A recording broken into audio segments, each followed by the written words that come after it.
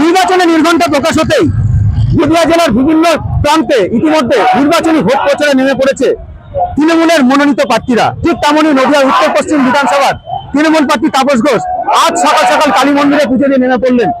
আজকে নির্বাচনী বাজারে ফুলিয়া বাজারে এসে প্রত্যেকটা দোকানদার প্রত্যেকটা ব্যবসাদারদের সঙ্গে কথা বলে যেটুকু বুঝলাম, কোনো ভোটার তাদের বক্তব্য এইবারকার এসআইআর এ তাদের নামটা ডিলিট হয়ে গেছে।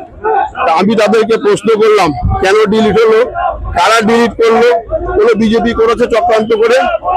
স্বাভাবিকভাবেই প্রত্যেকটা ব্যবসাদারদের মধ্যে একটা আলাদা আবেগ, একটা আলাদা উচ্ছ্বাস। তার কারণ এখানকার ব্যবসাদারদের সঙ্গে আমার দীর্ঘদিনের সম্পর্ক, এদের যে কোনো সুবিধা অসুবিধাতে আমি এদের পাশে থেকে কাজ করেছি।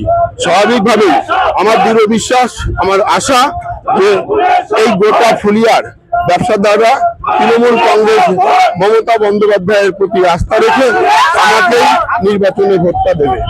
একদমই তাই। চতুর্থবারের জন্য আবার রাজ্যের মুখ্যমন্ত্রী মমতা বন্দ্যোপাধ্যায় হতে চলেছেন। নির্বাচনী ভোট প্রচারে বেরিয়ে রানাঘাট উত্তর পশ্চিমের তৃণমূল প্রার্থী তাপস ঘোষ এমনটাই কিন্তু জানালেন। এছাড়াও যথেষ্ট কিন্তু জনসমর্থন পাচ্ছেন, শুধু চৌঠামের সময় অপেক্ষা। এরপর যেই প্রতিদ্বন্দ্বী হোক না কেন এই বিধানসভায় তিনি বিপুল ভোটে জয়যুক্ত হবে বলে কিন্তু আশাবাদী তৃণমূল প্রার্থী তাপস ঘোষ। নদিয়া থেকে মাধব দেবনাথ, বাংলা যাবে।